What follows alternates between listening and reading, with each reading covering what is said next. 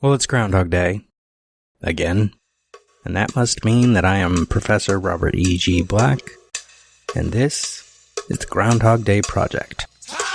It's one of those infinite time loop situations you might have heard about. It's a thing where the same day keeps happening. Time.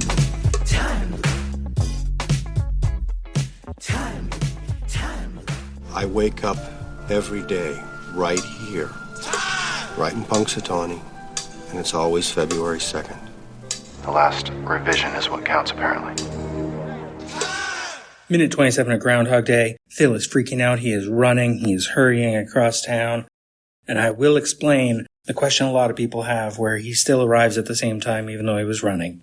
We'll get to that. And I've explained it online many times before. But this gets him from Cherry Street to the old man to Ned to the square, ending up at the diner. Yay! The Tip Top Cafe.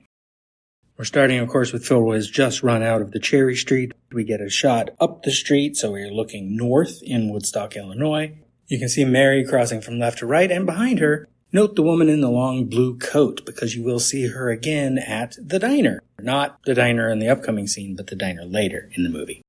She's one of the recurring extras, so most likely just a local who lives in Woodstock. No one says anything until Ned, but we do get some important stuff. Phil is running. We see Mary. We see Blue Coat. Then we get to Phil passing the old man, and the fact that the old man is there and is asking for money just like every other morning freaks Phil out. He puts his hands up and takes a step away from him. He doesn't do the fake, I'm pretending to give you money. He's just panicking. He's like, oh, that's crazy. And then, of course, we get Ned. Hey, Phil Connors, And Phil pushes him away and keeps walking, but Ned keeps up anyway. Well, don't say you don't remember me, because I sure as heck if I remember you. He even pulls his hat off like a dumbass. Somewhere here, I think it's in this next line. It's me, Ned Ryerson. Needle-nosed Ned the head. Come on, buddy, Case Western. Hey! Because Phil has pushed past him and left. Hey! And he's hit the water again. So then we're at Gobbler's Knob. We're in the square. The song is playing. Pick out your partner and join in the fun. Doesn't seem very fun right now. The Pennsylvania polka. That's how the polka is, man. Pennsylvania polka is all over the place. It's fun, it's exciting, but also it is going to ruin your life. It is going to trouble you. It is going to make you look at who you are.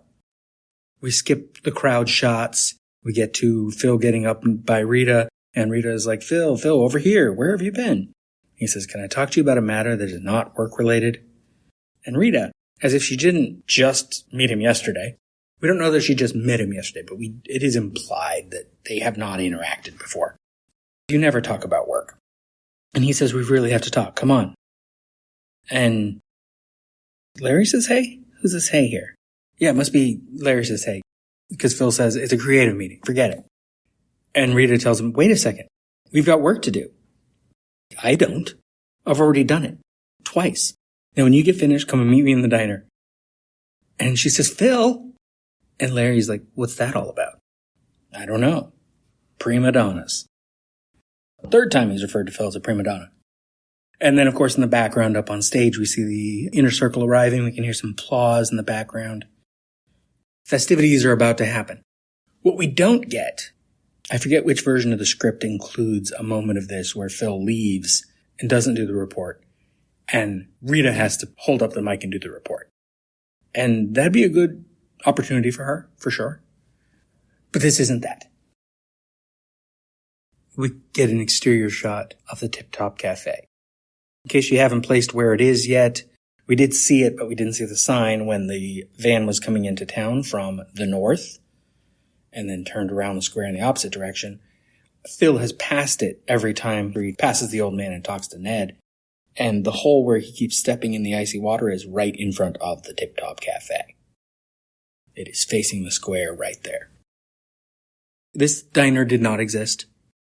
It was an empty place that the production rented, turned into this diner. It soon after was various kinds of restaurants. When I was there in 2014, it was a Mexican restaurant. I had a delicious burrito that was so big I didn't know how to eat it all, and I didn't manage to eat it all. But I also wasn't carrying a bag with me because I was trying to go light. So I just had to toss some of it, which kind of sucked. But the burrito was delicious. I don't remember what that place was called. I guess that isn't relevant. But it has been an eatery many times. It probably had been an eatery before it was empty and the production got it. The logo, of course, it's the Tip Top Cafe, which just sounds generic enough. But their logo is a clock, which buys right into the themes of the film. And interior on the walls, there are clocks. There are plates with small town images and the juxtaposition of clocks and plates and round things on the walls. And in one spot, we won't see it this minute, but we see it later when he's talking to Nancy. For some reason, there is a t-shirt hanging on the wall, but I don't mean flat on the wall. It's weirdly hanging in like a corner where it's kind of tagged to one wall and then tagged to the side of like a pillar, which is very awkward. Also in there, we'll see some paper cutouts of groundhogs, like little paper, what are those called? What are those called? Paper dolls? Where you like cut the shape and then unfold it so it's like a string of people. There are groundhogs of that. Those same colorful groundhog things, probably even the exact same decoration, I'm guessing, that the production had, can be seen at the box office of the movie theater later. But here they have some other decorations around. The diner's pretty busy, but we can't quite tell how busy in this moment. Phil is at the table. It is not the table in the corner, though it does feel like the table in the corner. There's actually would be one table closer to the corner than this one. Where the camera is would be where that other table is. And Rita's there. And this conversation is going to get awkward next minute, but not just yet because the conversation doesn't go. Instead, we get the introduction of... What is the actress's name? This isn't Angela Patton. That's Mrs. Lancaster. Ooh, I'm hitting a blank. Another Chicago comedian who I think had probably been in something else Harold Ramis has done or worked with Bill Murray. Definitely knew them because they're all comedy people from around Chicago. And she's playing Doris, waitress. We'll learn more about her later.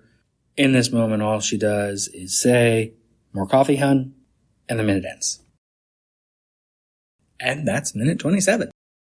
It was Phil panicking. Now, the important thing. The important thing. It's not important, but it does come up on Goofs, and people ask this question a lot. And there's a very easy explanation.